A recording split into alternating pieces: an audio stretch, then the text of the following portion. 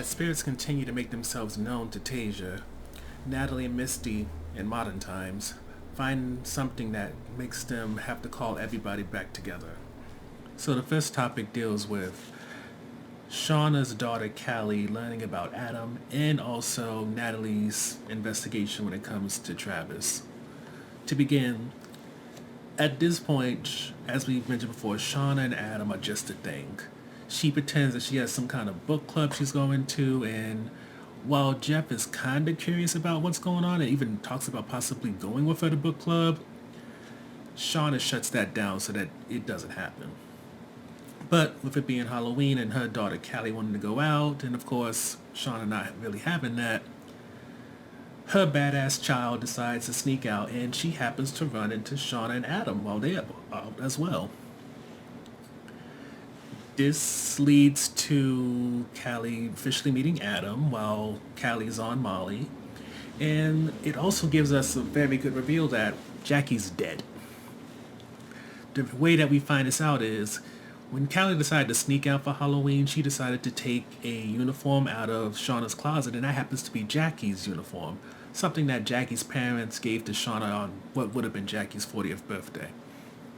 So we get the confirmation that that person's dead. As for the rest of them, Charlotte, Liv, the rest that we still are kind of in limbo about, no say. But at least we got one out the way. But getting to the point. The next day, Callie thinks because she knows that her mom's having an affair that she can use this as blackmail so that she doesn't have, any type of restrictions, be it curfew or whatever. But Shauna reminds Callie that, yeah, you snitch on me, and guess what happens? You're going to end up living with your dad, who's going to be miserable as hell. On top of that, your college fund, which was only a little bit more than $10,000 at the time, gone. Then, the silver lining, well, it's not the silver lining, the icing on the cake is he's probably going to start dating people around Callie's age and also asking his daughter how to do that and what he should do. So, taking on all that into consideration, Callie's like, you know what, it's not worth even trying to blackmail you because I'll lose in the end. And just to add double up on that, she decides to just tell everything that happened the night before.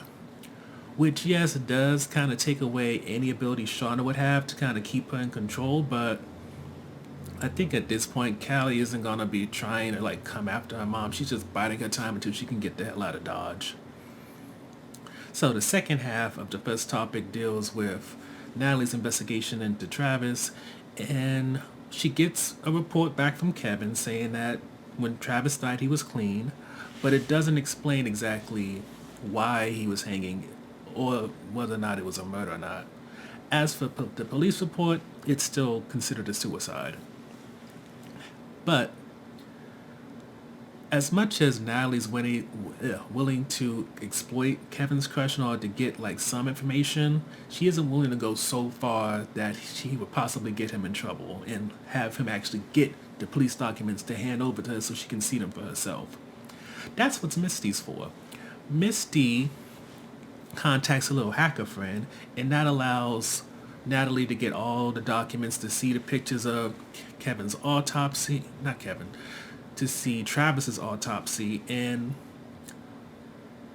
with the pictures that are provided, Misty finds that there were candles there, and if you arrange the pictures in a certain way, you get the symbol that we still haven't gotten a name of or any explanation about. But with seeing that, it kind of makes Natalie think something could be going on, but with the way Misty is, as we will talk about in the third topic, there is a possibility that she might be involved in this more than she's letting on. So the second topic, it's hard to get accustomed to the unfamiliar, deals with what's happening in the past. First and foremost, we should note that there are two secret relationships going on. At this point, Natalie and Travis have started to make out in the woods while they're hunting, and also Van and Tasia are starting to have a thing. Now, it isn't clear when it comes to Tasia and Van what their situation is, because we don't know if either one of them are out, if they're being secretive just because they don't want people in their business. It's not clear. All we know is that there's definitely a connection there, but not the kind of connection where either Natalie and Travis or Van and Tasia are really trying to make it known amongst the whole group. But while they're kind of in this blissful state, Jackie is starting to gain some issues. The main issue that Jackie's having is the fact that she's not contributing anything, and people are starting to get a little bit.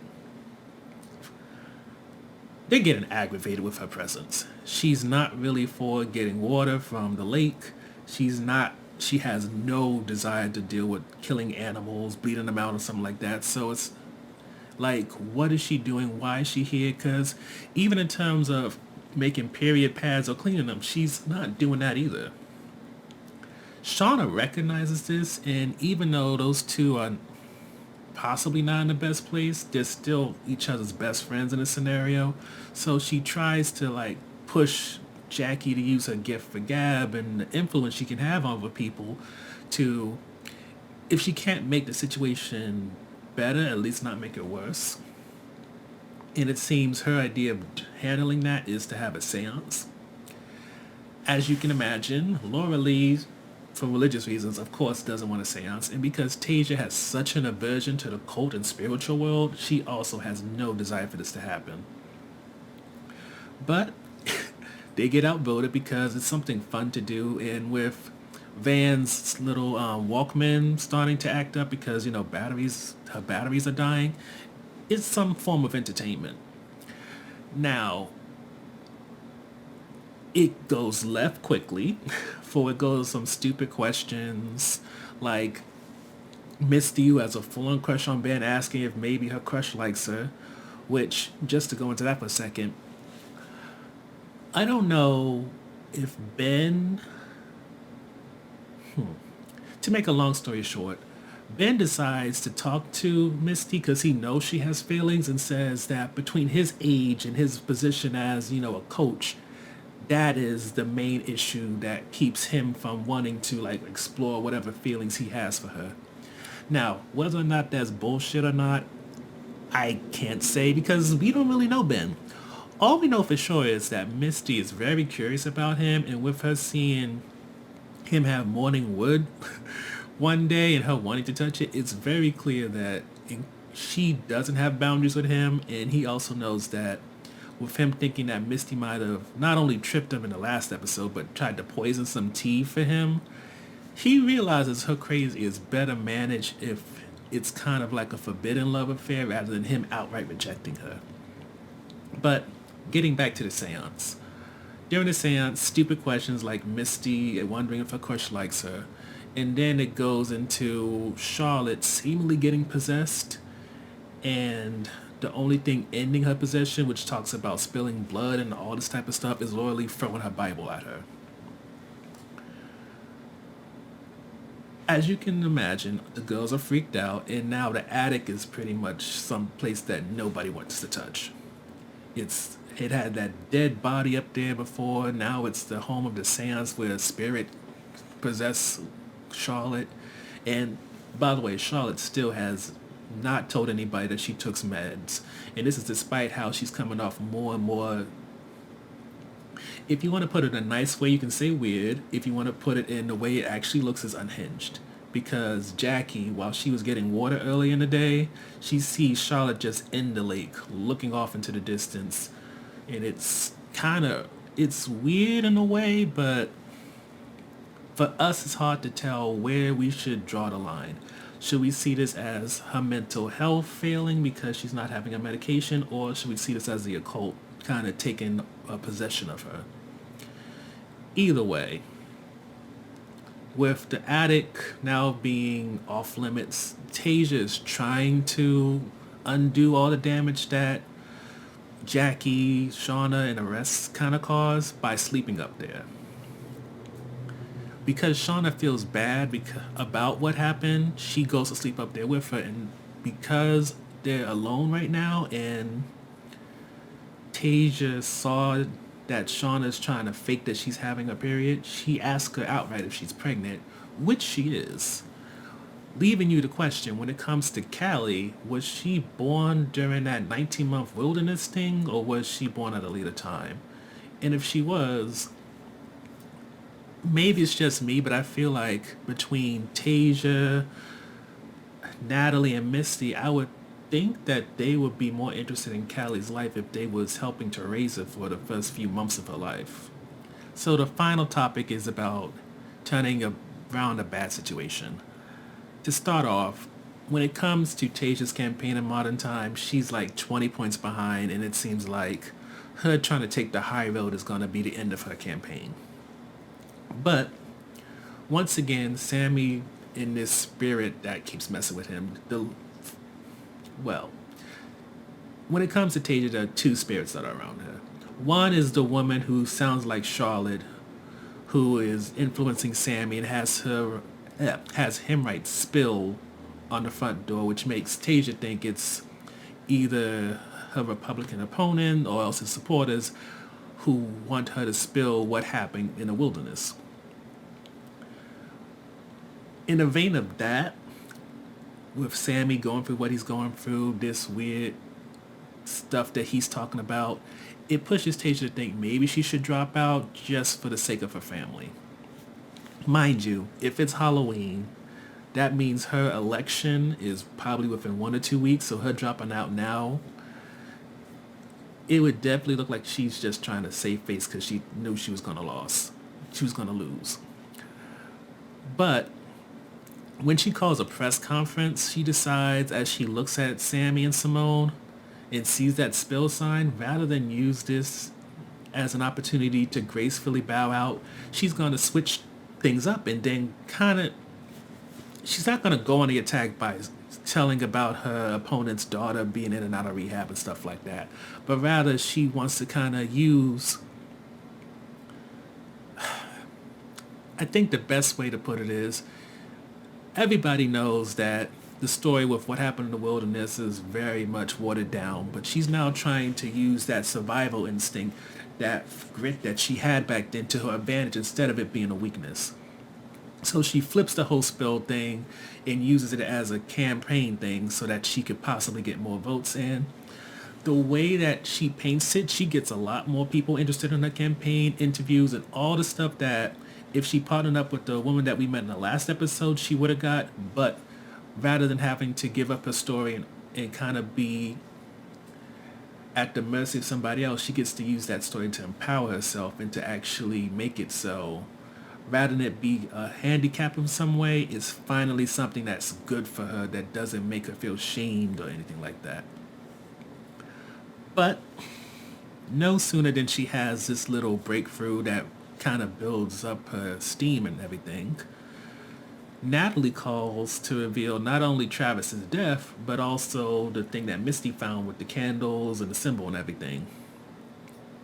This isn't done around Misty because, as we can see, Natalie uses Misty when she needs her, and otherwise she puts Misty at a bit of a distance because Misty is Misty. She's somebody who's very overzealous at times, manipulative, and also she doesn't really cover her tracks well. But when it comes to this situation, Natalie calls Tasia to let her know about the Travis death and also the symbol. This leads to Shauna being called, who says she already knows about Travis because of Misty, and then it leads to them talking bad about Misty, who during this whole conversation between Tasia, Natalie, and Shauna on the phone, Misty overhears what people really think about her. And as you see this happening, because she has a little hidden camera in Natalie's room, it makes you think, did she possibly kill Travis and sent out everything just because she wanted this kind of mystery? Did she do all of this so that she can get the gang back together and possibly in this life, which is unfulfilling for her, kind of have purpose again? Because a lot of what's happening right now kind of mirrors her mindset when it came to destroying the black box when the airplane went down. So there's always that possibility that she is the one behind this. And granted, the whole sending out a mass text thing which says give $50,000 and meet at this location does make it kind of seem like it may not be her. But lest we forget, when it comes to Misty, she often shows her hand. She has revealed that she knows where most people are, possibly knows their phone numbers as well. She also said that she is also in a detective thing, and she showed one of the people that work with her. She showed that she has a hacker as part of her group. So her whole plan, her whole scheme, either A, this is all her doing, B, part of her doing, or C, she could be innocent in just because she comes off so off-putting, it's easy to see her as the possible culprit in doing all this. So when it comes to highlights for this episode, the sole one for us is just Shauna putting Callie in her place. When it comes to Shauna, we love her best when she is not being that little housewife who did everything right yet still is unhappy. Shauna is at her best when she is being a bit of a badass, is making it clear that you can't run over her and that she is not just some woman waiting on the world to finally discover her. She is somebody who's fully capable of taking action, doing what she wants, and yes, sometimes it's not the right thing, but at the same time, she's doing what's good for her. And when it comes to her going off on Callie, breaking down how she, I'm trying not to cuss. When it comes to how Shauna speaks to Callie and breaks down all the ways that she got her messed up,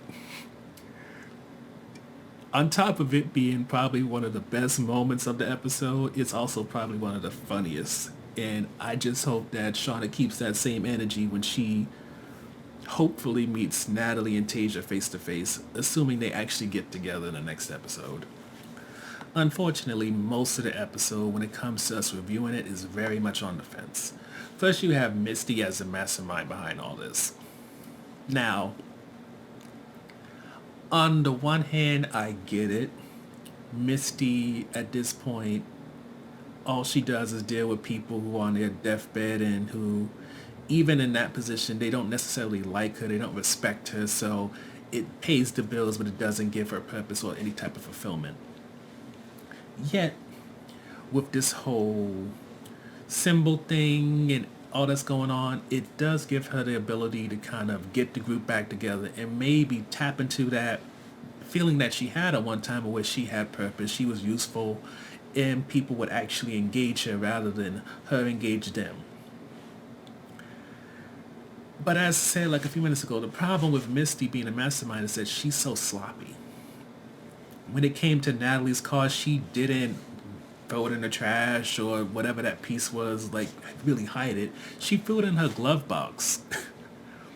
And then when it comes to this whole sending out a letter thing, yes, she might have covered her tracks by making sure she had one too, but Natalie has also made it clear, Misty has also made it clear that she has a whole detective group. She has a hacker friend. And she also knew information about where people were. She talked about how some people don't really want to be found. So it's clear that she has been setting up something all this time. The only thing is, maybe only the people in her area, Natalie, Taissa, and Shauna to a certain degree, she has actually just had the opportunity to engage with. While Travis and the rest of them, she knows she maybe can't manipulate, or maybe they're too far to actually take any notice of what's going on. Hence why she might have killed Travis because...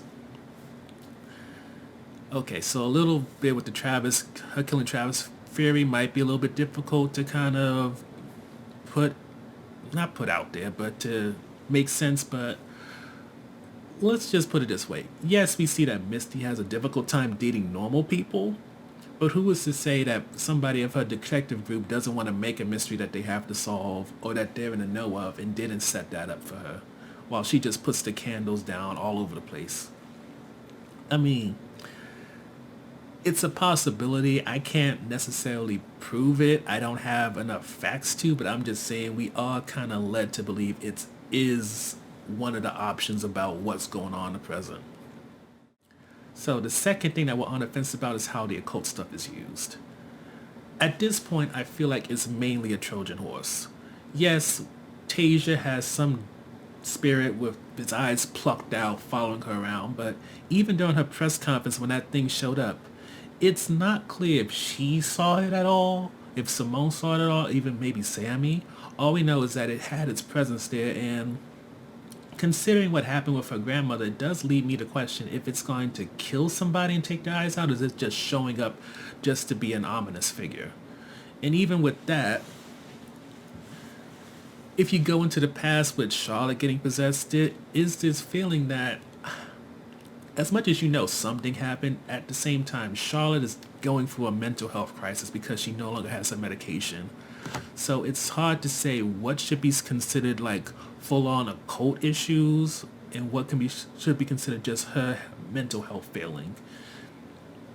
And it almost makes me kind of wonder if, when it comes to most series, the series either focuses on character development or getting through the story. And I feel that rather than going through the story with the occult stuff and figuring out who did what and all that type of stuff, it's trying to do character development while using all the occult stuff as a means to kind of hook you in and keep you on the line. But the problem is right now, as much as Taissa, Sean, and Natalie have kind of gotten better than where they were, like Misty, they peaked and they're starting to slowly decline. So the question is, at what point are they going to give us what the hook was, give us the actual thing that most people got attracted to the show for, rather than keep us on the line with these characters who,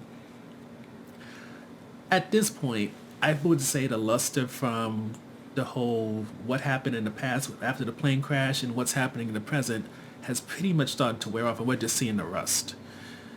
The kids, as much as it's interesting to know that they just did a seance and that's going to possibly do the spirit stuff, it's no longer interesting having to watch them as you await them eventually putting on those weird fur garments, killing one of their own and stuff like that. And then in modern times, yes, while Shauna has more of a personality now, Misty's still a crazy woman, and Tayshia's political campaign got more interesting. It's losing us quickly, and I don't think I'm alone in saying that. Which leads to the third topic, which kind of piggybacks off of the second one, which is the Travis investigation. I'm tired of it, plain and simple. Natalie, at this point, she's so wrapped up in what happened to Travis that it's boring. Like, past and present, we don't know a damn thing about Travis besides the fact his dad died, he's a bit of an ass, he has a younger brother, and that Natalie has some form of obsession with him. That's pretty much it. As for reasons that we should be invested in Travis, I can't think of a single one. Yes, he died tragically. Yes, he was an addict. Yes, he has a sad backstory, but that's not enough. How is that enough to really take note of somebody who has really no claim to fame? And even in terms of him being on that plane, was he just on that plane because his dad was going on a trip and maybe their mom isn't around? Like, I don't even know why he was on the plane in the first place when I think about it. And then in terms of modern times, I just... Don't get me wrong, I still enjoy this show, and since I think I'm in something with Hulu where they have a discount price for each month, I'm not like mad at myself for paying month to month to finish this series. But at the same time, I don't feel like I can say to somebody who was interested in this series and was thinking maybe or maybe not to get a Showtime subscription that this was necessarily worth it. For what used to be something that I was pretty sure was going to be recommended has now kind of devolved from recommended to positive worth seeing to kind of mixed, being divisive at this point.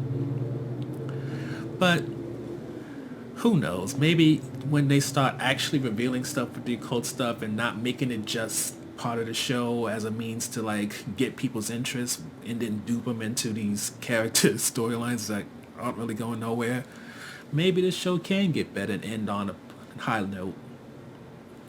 We can only hope, right?